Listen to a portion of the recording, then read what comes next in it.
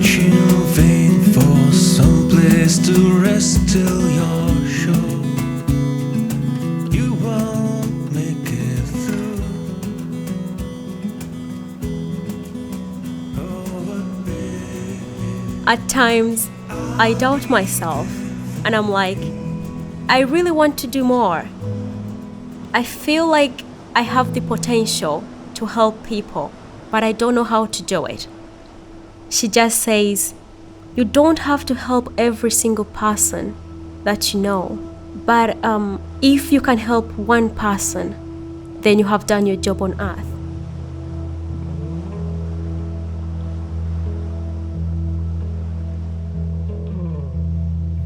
No ensin kun mä tulin Suomeen, mä en tiennyt Euroopasta mitään.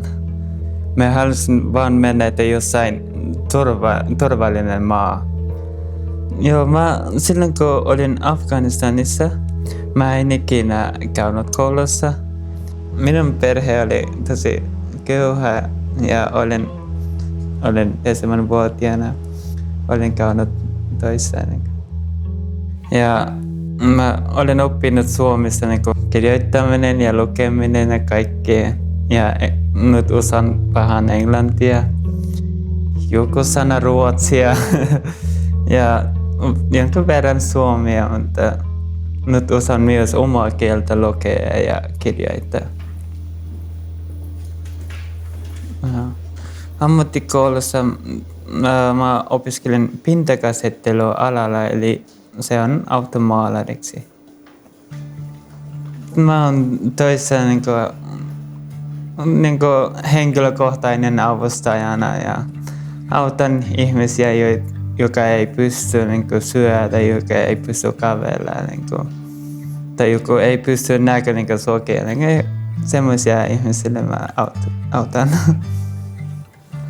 Siis monta kertaa kun mä soitin siellä ja mä kävin haastattelussa, hän sanoi, että tämä ei ole sinun ammattia. Mä sanoin, että jos tarvii, mä menen opiskelemaan ja 2 vuoden päästä minä tulen, mutta mä teen sitä työtä, koska mä tykkään sen työtä. Mä tiedän, että se on hyvä työ. Vähän raskas työ, mutta pitää jaksaa. Elämässä on kaikki työt on raskaita, mutta pitää jaksaa. Jos mä menen esimerkiksi automaalari töihin, siellä ei puhuta suomea, jos puhutaan päivässä 3 kertaa. Se on parempi tämä työ, mitä mä teen, henkilökohtainen avustaja. Koko ajan puhut suomea ja kuulet suomen kieltä koko ajan.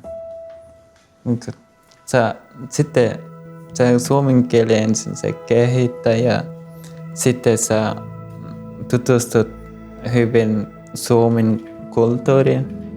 Kun mä teen minun työni tosi hyvin ja minun asiakas sanoo mulle, että kiitos kovasti, se tekee minulle tosi iloinen, se on hyvä päivä. Haluan auttaa ihmisiä, mitkä mä osaan, kuinka voin ja kuinka jaksan. Silloin kun mun isä elää ja hän kertoo mulle, että poikani, sun pitää auttaa ihmisiä. Mä olen oppinut minun isäni. Että mä tulin Suomeen ja olen jossain, en tiennyt, että mikä bussi esimerkiksi menee Lempäälään. Ja kun mä kysyn suomalaisilta, he heti kertovat, että mennään tässä ja tuossa pysäkiltä, mennään ihan keskustelemaan.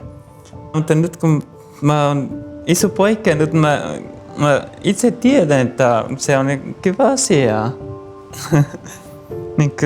Se on ihan kaikille kiva asia. Jos sä olet rasisti, se ei ole kiva. Miksi rasisti? Miksi et auta, jos pystyt? Miksi ei? Pitää auttaa toisia. Tulee hyvä mieleen, että autat toisiaan.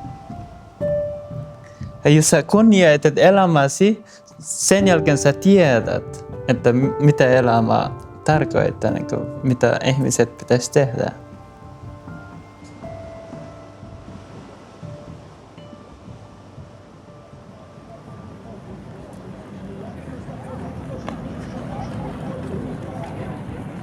Oui, je vais aller faire aide-soignante parce que c'est mon rêve depuis l'enfance. J'ai rêvé d'être infirmière. Oui, mais j'ai des métiers que j'ai choisis, aide-soignante et interprète. Parce que je parle déjà 3 langues. Avec l'anglais, c'est 4. Oui, Lingala et Swahili. Aider les gens, comme je peux aider les gens à la charité. Yeah. Et puis, cuisiner pour les amis, les inviter au restaurant. Les gens sont trop gentils. Oui, il y a parfois, ils m'aident à faire des choses. Mes collègues de classe et mes professeurs sont tellement gentils. Il y a mon assistante sociale, elle m'aide beaucoup. Elle m'aide, par exemple, si je suis malade, si j'ai besoin de quelque chose, d'acheter quelque chose, elle m'aide. Ils sont trop gentils. Et puis j'aime les Écossais.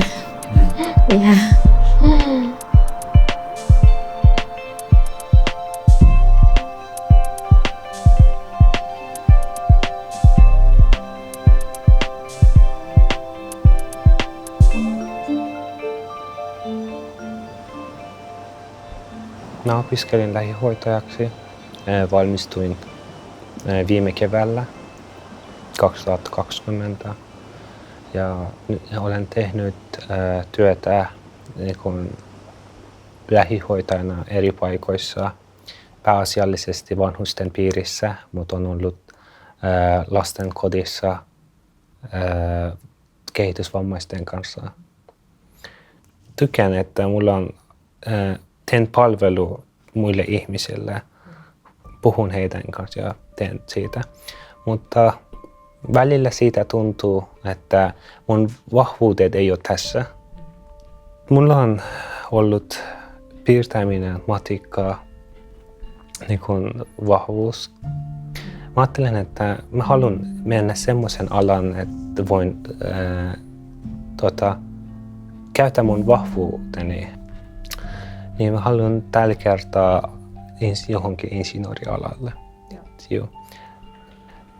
Mulle on jäänyt niin tästä niin lähihoitajan työstä niin paljon hyviä muistia.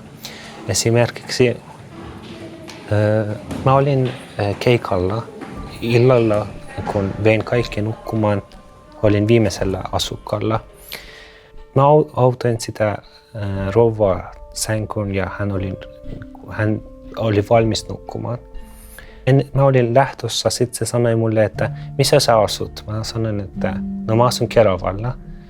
Se sanoi, että tästä on tosi pitkään matkan siihen. Sitten se sanoi, että no menee varovasti, laittaa lämpimät vaatteet päälle. Niin kuin äidit sanoo lapsille, että tai silloin kun olin päiväkodissa ja mun työt siellä loppui, no, muutama heistä ihan itki, että niin kun irrotetaan lapsia vanhemmista tai niin kun sukulaisista. Et ne oli jo kiinni mulle ihan. Nämä kaikki on se asiat, mitkä niin kun tuo hyvää oloa ja sen takia sanotaan, että tämä auttaminen on kiva, koska se on kaksipuolinen asia. Kun sä autat, nekin tuovat jotain sulle takaisin.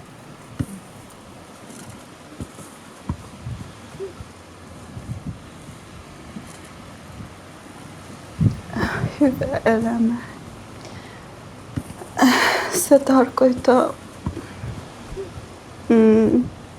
semmoinen yhteiskunta tai semmoinen, jossa kaikilla olisi sama mahdollisuuksia.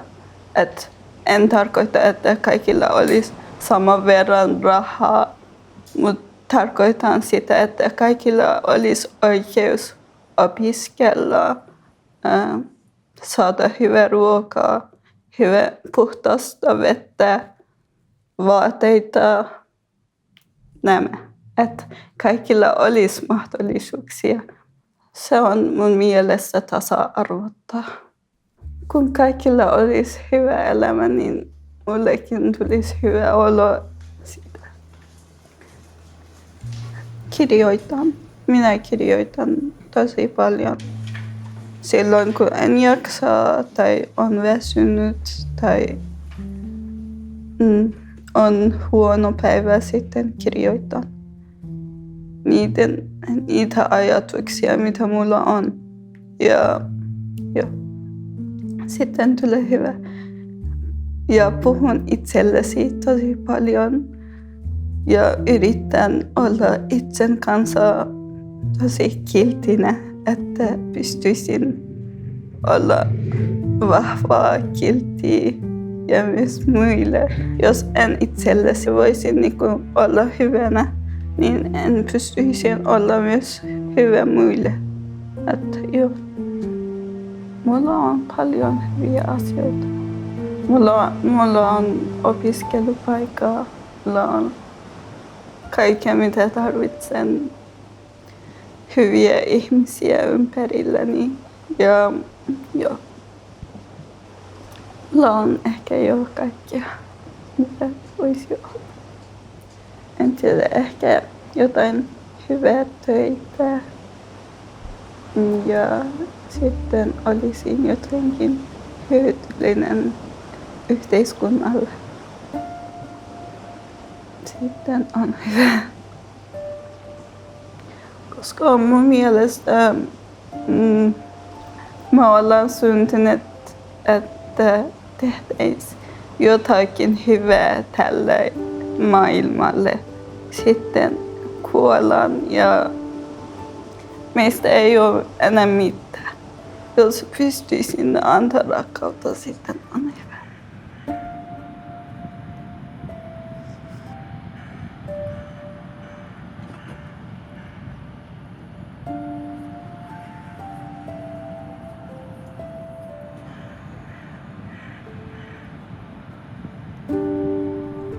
Some of the trees are very old and broken.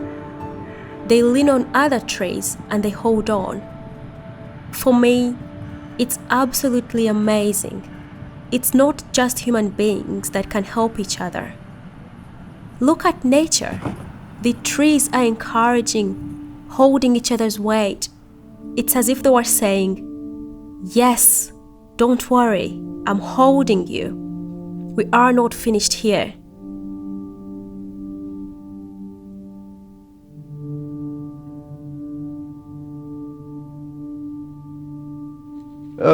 Jag hade inte kontakt med familjen. Så det var stress med det. För de bodde på landsbygden. Det är 10 timmar från Kabul.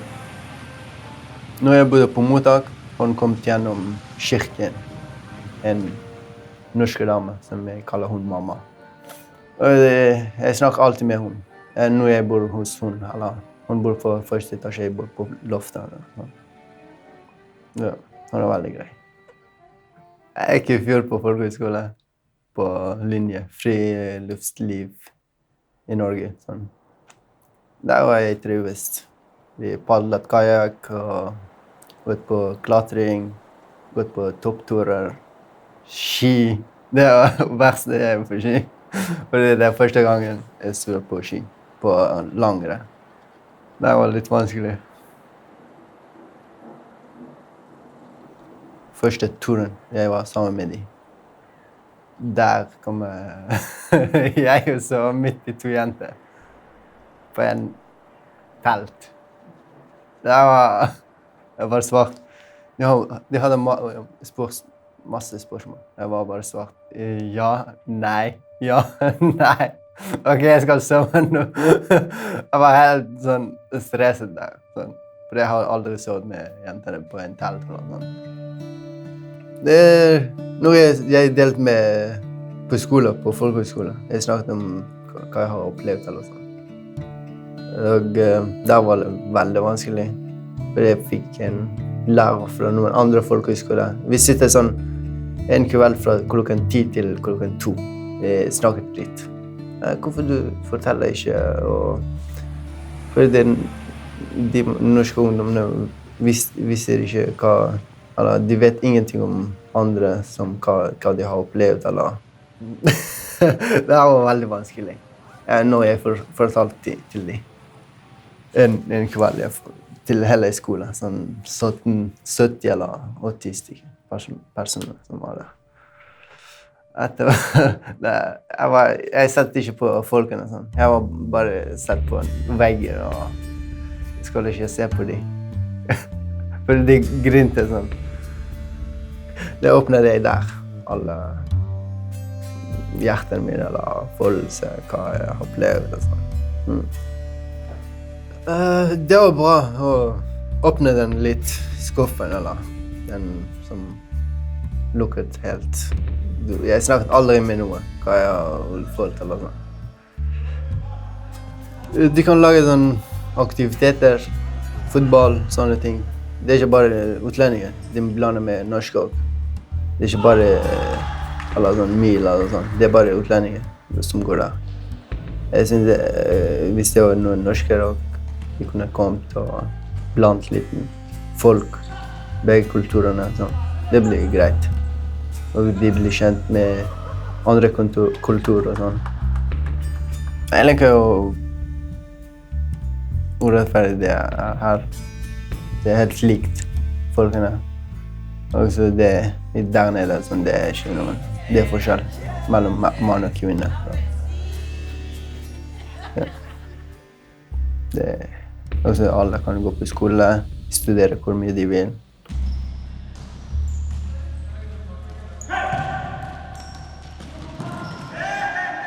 Og jobber som juniorleder her på MIL. Jobben min handler om å bygge en bra fellesskap når vi spiller fotball her med ungdommer. Liksom hjelpe folk til å skape venner. Jeg synes den viktigste tingen er at liksom, hvis folk har ikke det bra hjemme, så liksom, det er liksom, vårt ansvar på en måte at vi må ringe dem og spørre dem om hvordan går det med dem, har de problemer, hvis de vil si det til oss. Sånn at liksom, hvis vi kan hjelpe dem, så vi er alltid der for dem. Hvis de har økonomiske problemer med å for eksempel kjøpe sko, de har ikke lyst til å komme på fotball bare fordi at de har ikke sko og sånne ting, så kan vi hjelpe dem med det også. Det gruppen som jeg spiller med, de er ganske gamle. De har jo alle de bodd nesten mer enn 5 år her. Men det kommer jo nye folk hele tiden. Hvis vi får nye ungdommer, så gjør jeg den første personen som går og sier hei og hilser. Og sier velkommen. Ja, fordi jeg var jo ungdom selv når jeg kom her. Og så når jeg kom på MIL her på Molenbeek og spiller fotball for første gang, så jeg følte meg velkommen. Og så, det er derfor jeg har lyst til å liksom hjelpe til for de som kommer ny her. Liksom folk som ungdommer som kommer helt ny i Norge, klarer ikke å snakke, har ikke noe språk til å kommunisere med andre. Så jeg har lyst til å hjelpe dem sånn at de kommer i gang sånn som meg. For det første så er det liksom, her er det sånn mannfolk, du vet, folk fra forskjellige land som kommer her. Det første ting. Men andre ting her er det sånn at liksom, du må ikke spille bra for å være med. Liksom, her vi skal ha det gøy for å spille. Vi spiller ikke for å vinne eller konkurranse eller turnering. Sant? Vi liksom sniller med hverandre, vi liksom tuller med hverandre samtidig. Det er viktig å være sammen og ha det gøy sammen. Hvis jeg forandrer en ting i verden, hadde det vært greit om verden uten grenser. Det er sånn at du kunne fritt gå overalt, og at det finnes ikke noen grenser, på en måte. Eller forskjellige folk, liksom. Sånn? Alle er likt. Det er det som er viktig for meg.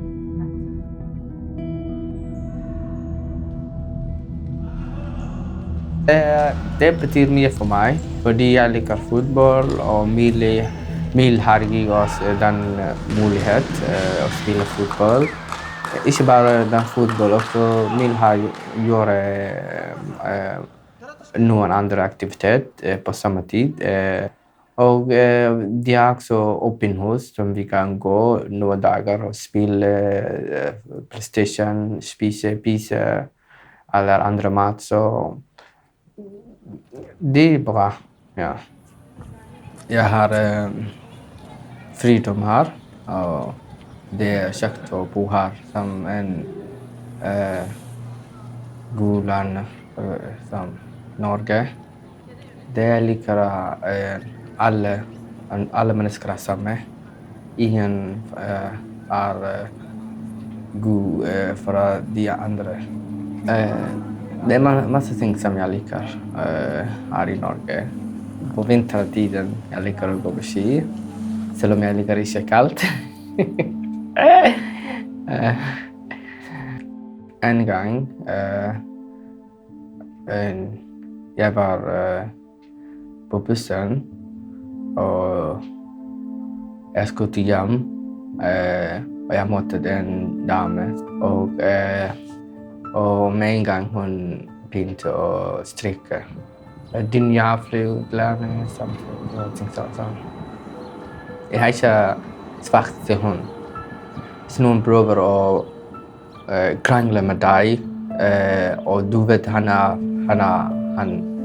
feil, så du trenger ikke krangle med han tilbake.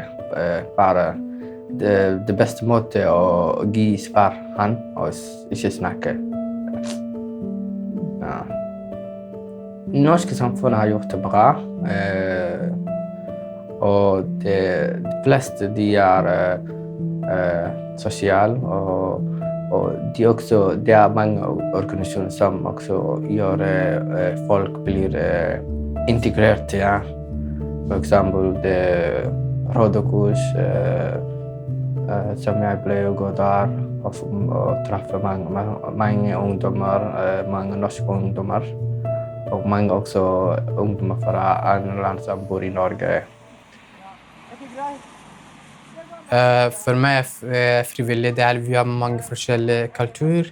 Norske, latino og afrikanere, litt Asia, litt forskjellige norske. Sånn. Det er forskjellige kulturer. Sånn. Der liksom, når du møter dem, de har masse forskjellige meninger. Hva er det hun synes, hva er det han synes, hva er det andre synes. Det, sånn.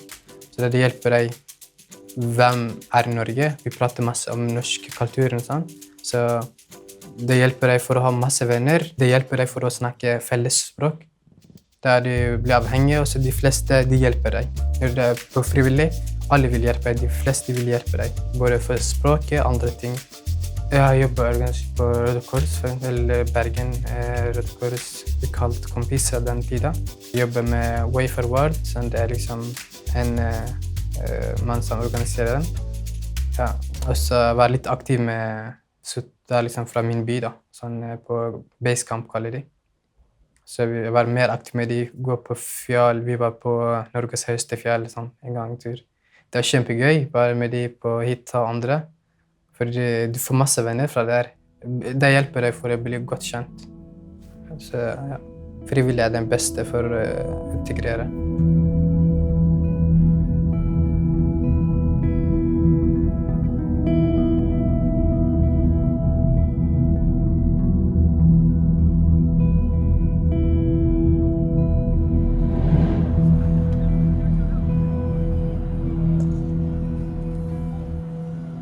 The only thing that brings me happiness is my gym. It has helped me with what my life is like here, making it on my own. It is my most important relationship at this moment. The handweight has been my best friend. It has made me feel better. It's the only friend that has never left me.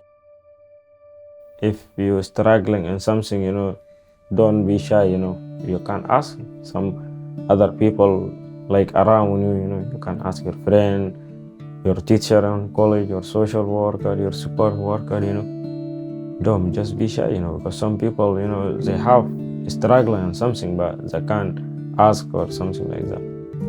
I have a lot of people. I can ask them, if something, like maybe my cousin, a social worker, social worker. Just I keep, like for the important things, like bigger things, So like something I struggle, I couldn't do it, just I'm asking him, what do you think, how I do it, Okay, don't worry, And sometimes, at the college, just ask my teacher, what do you think of me? It's better, to being busy than if you stay alone. Sometimes you thinking a lot, like a little bit stressfully, like why I do this, why I stay home, why. So it's better, to keep yourself busy, You don't have experience for work, you can just work with the charity, like working for free. Because a lot of people, they help us, so why we don't help people? If you are lucky and you came to Scotland, that's the biggest thing, And when I go out, sometimes I miss Glasgow. I miss Glasgow and I come back around to Glasgow, because it's my sea. Here in Scotland, I feel like free, and just I like it here,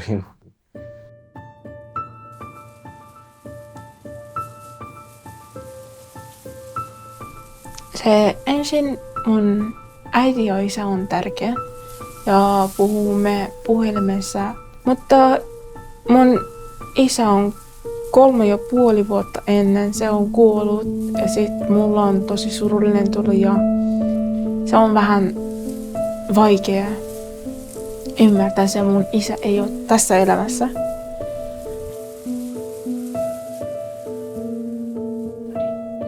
اگه بتونم رفتارم رو کنترل کنم و بتونم مثلا در برابر مشکلات بازم همون رفتار آروم رو داشته باشم و اینکه خوب صحبت کنم و خوب فکر کنم، آره چرا که نه، بهشون زنگ میزنم تا بتونم بیشتر آروم بشم یا بیشتر بتونم فکر کنم، بیشتر زمان میخوام.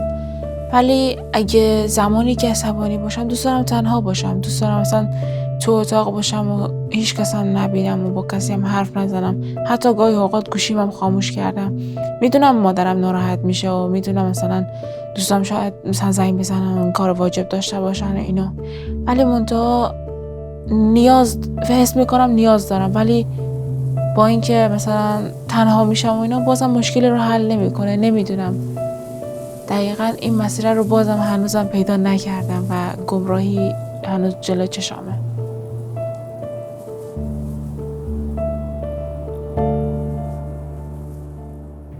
Suomi on tosi kiva maa, että koulut on niinku maksutonta, yliopisto on maksutonta. Sä voisit harrastaa ihan mitä sä haluat, että tulee toimeen Suomen kanssa, suomalaisten kanssa.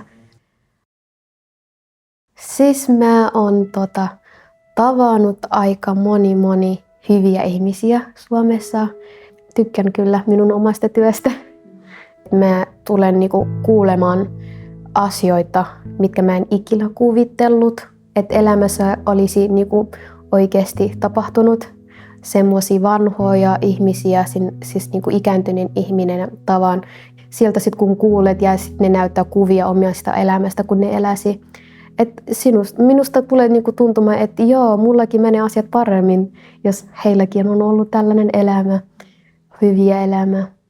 Ja se on niinku kaiken parasta, että mulla on niinku tosi hyvä olo, sit kun mä menen niinku töihin, että mä tiedän, että niinku joo, työkaverit on siellä, tuttuja on siellä. Että se on hyvä. Perhe, äiti on ainakin tosi tärkeä minulle.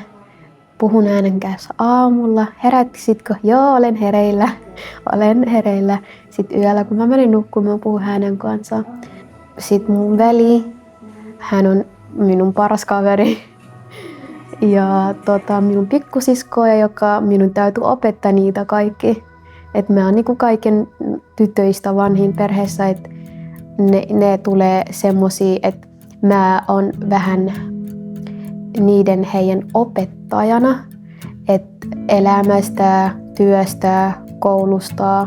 Sitten kun ne haluaa niinku minun mieleen, että mitäs ne opiskelisi. Sitten mä tiedän, mitä ne tykkää, mitä ne on niinku nuorena tehnyt, mikä ne nuorena sanoi, vaikka ne eivät muista itse. Sitten mä tiedän niistä vähän paremmin. Mä sanoin, joo, sä kyllä osaat hyvin tehdä tällaisia asioita itse ja päättää tällaisia, että täytyy opiskella tämä ja tämä.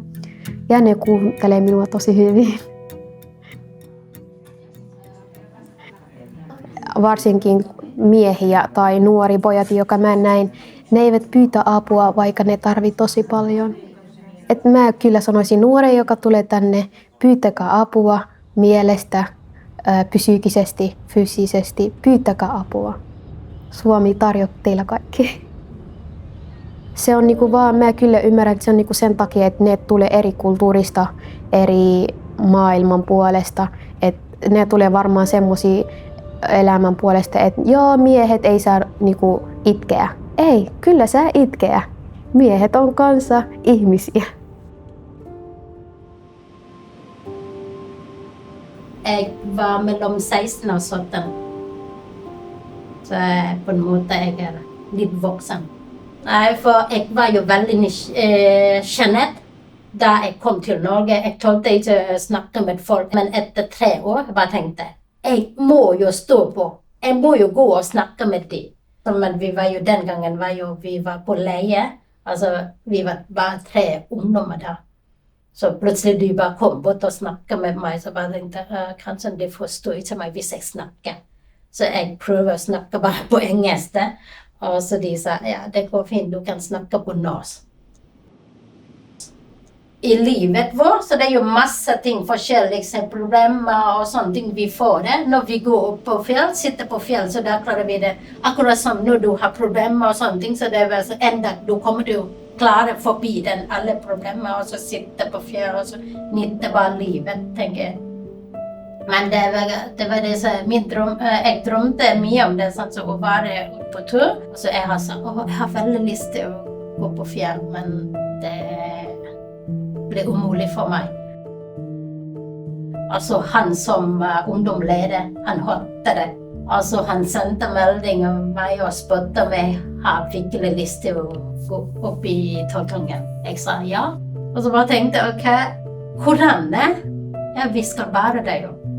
Det er umulig, det er jo veldig høy fjell. Og så bare tenkte jeg, ja, men hvis dere skal hjelpe, så det er jo jeg er med. Sånn, hvorfor skal jeg ikke prøve? Altså, de hjalp meg, og så vi overnattet der på toppen på fjellen, så det var en fin opplevelse. Altså, selvfølgelig, når vi kommer ned igjen, jeg bare tenkte, jeg er ikke redd lenger neste gang, så hvis noen spør om jeg har lyst til å gå på fjell, så jeg kommer til å si ja.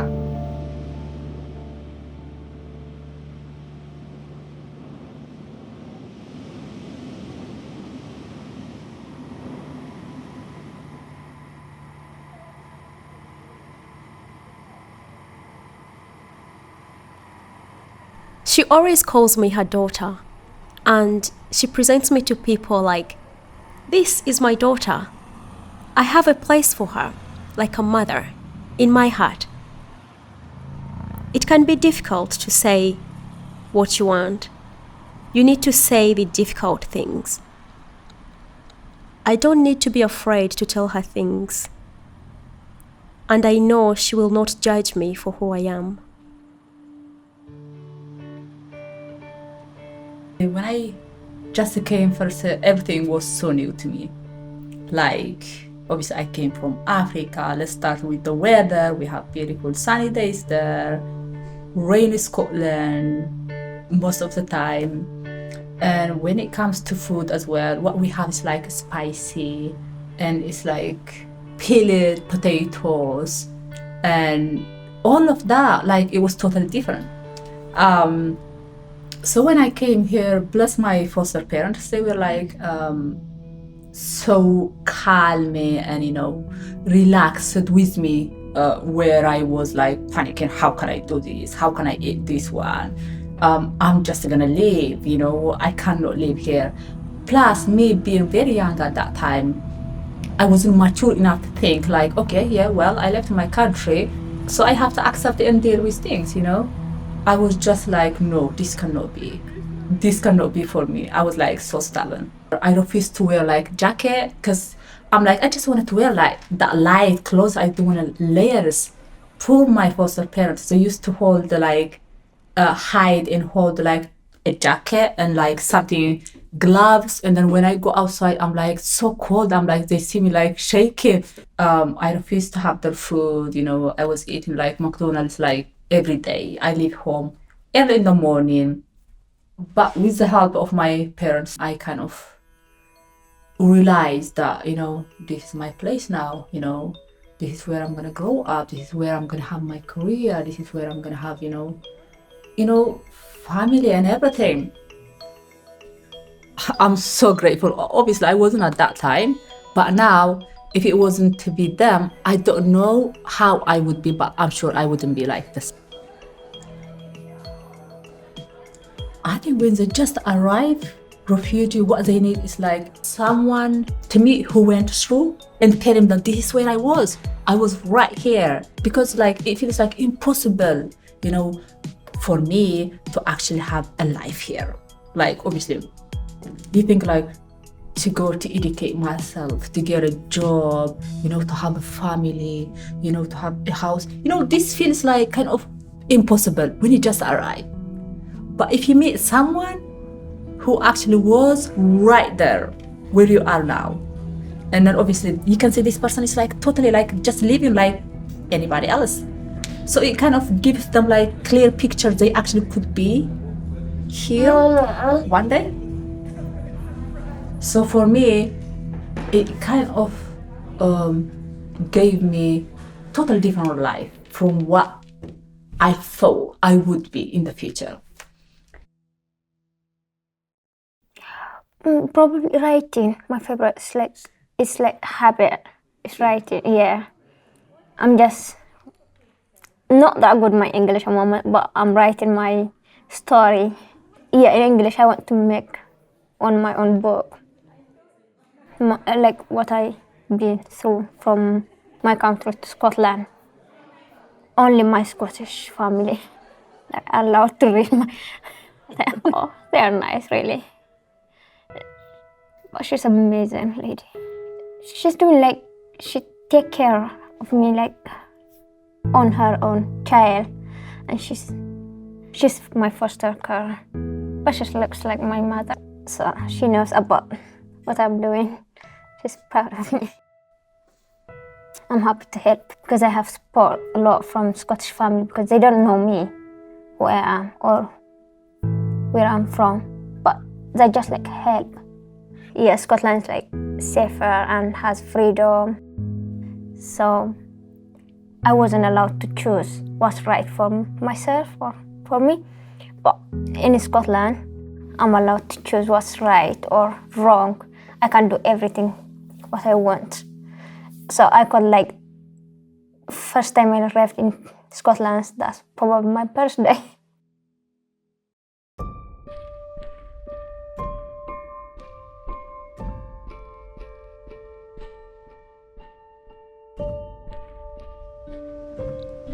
If you don't have roots, that means you won't grow. But they helped me in the beginning. So to get used to this country, to build up my life, I thought of them as roots and myself as the stem. 9-vuotiaana sain äidiltä tällaisen ison nallen, mistä mä olin tosi onnellinen. Ja se oli mun paras ystävä, voi sanoa, että. Ja sitten se oli minulle sellainen polku siihen Jumalaan. Ajattelin, että kun mä kerron näitä juttuja nallella, sitten ne menee eteenpäin. Ja tässä on sellainen tähtin näköinen. Ja tähti tarkoitti, että nämä toiveet tulee joskus totuksi. Ja sitten 15-vuotiaiden jälkeen mulla tuli ne kaikki totuus, mitä mä ajattelin, että mitä nuorena mä voisin tehdä ja toivottavasti tästä eteenpäinkin tulisi totuksi, vaikka Nalle ei ole enää mun kanssa mukana. Yksi toive, mitä mulla oli, että mä pystyisin pärjäämään yksin omasta elämässä, eli mä en olisi riippuvainen vanhempiin tai sitten mun aviomies, jos mä menisin naimisiin tai jotain. Ja se tuli oikeasti ihan totukseen ja sitten mä sain päättää itse oman elämän. Mä halusin, että vanhemmat olisi ylpeä musta ja se oli ihan totta. 15-vuotiaana on saanut lapsia. Vaikka on ollut tosi nuori, niin totta kai on ollut todella hankalaa olla 15-vuotiaana äiti. Ja vaikka siis itse on just muuttanut uuden maahan, eikä osaa mitään kieltä, eikä siis pitää aloittaa ihan nollasta ja ihan itsenäinen elämä, niin en kyllä siis uskonut, että 5 vuoden päästä mä oon jo täällä. Suomessa mä oon saanut ne kaikki apuat ja tässä mä oon siis löytänyt oman itsestään, että kuka mä oon ja mitä mä pystyn oikein tehdä. Vaikka on ollut hankala päätös, mutta sitten mä päätin, että mä poistan mun huivin ja mä oon ilman huivin.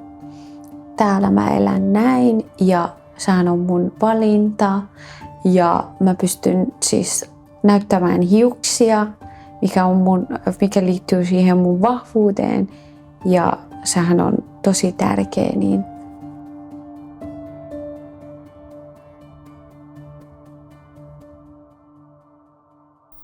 mulla oli niinku tosi hyvä lapsuus. Sain hyvin niinku rakkaus ja turvallisuus ja mun perhe on antanut kaikkia, mitä mä oon toivonut ja niinku kaikki unelmat, siis heti jos mä toivon jotain, niin isä ja äiti niinku yritti toteuttaa ja ne on mun perhe on niinku oikein tärkeä henkilö ja tässä niinku kaveritkin me haaveiltiin ja juteltiin kaikkia tulevaisuudessa ja turvallinen ympäristö minulle, vaikka mä asuin Somaliassa, mutta kuitenkin ei tuntunut silleen, että mä on niinku turvaton paikka, vaikka siellä voi olla jopa naapurissa niinku pommittiin, mutta kuitenkin se vain hetki, mutta sen takia oli hyvä perhe, että ne on antanut mulle tosi rakkaus ja turvallisuus minulle. Mä olin melkein 13.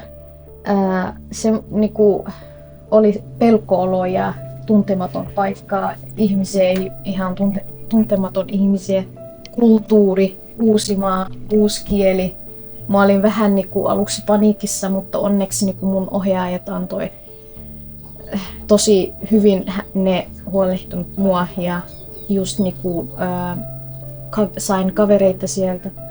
Jotenkin oli hyväkin, että matkustin yksin, niin että mä oon oppinut paljon, kokenut kaikenlaista, nähnyt, että mun piti päättää kaikkia, että mitä mä teen, kun nyt ei ole vanhemmat niinku paikalla, että mä oon niinku päättänyt kaikkia ja niinku suunnitellut. Ja aluksi mä olin silleen, että soittanut äitille, että miksi mä tulin yksin ja mä en pärjää. Mutta jos mä muistan jälkeenpäin, on hyvä, että tulinkin, että olisi niinku eri ajatuksia ja mielipideetkin.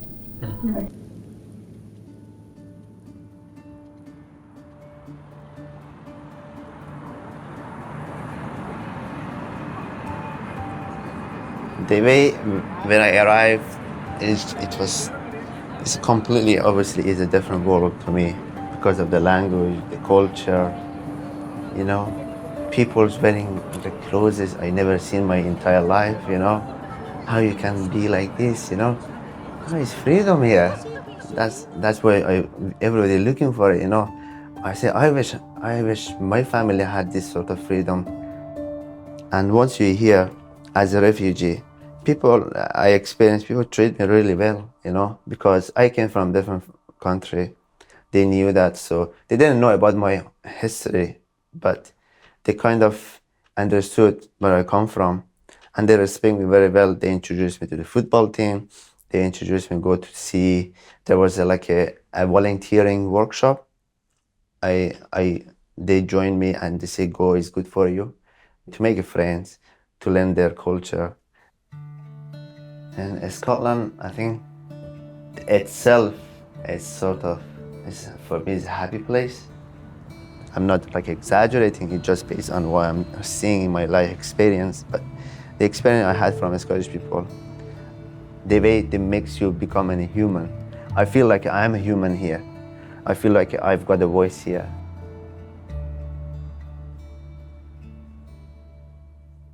As my first impression of the people, they were extremely friendly. I did see some staff at the airport, where Muslims they were wearing hijabs. I was so happy. I eventually made it here actually.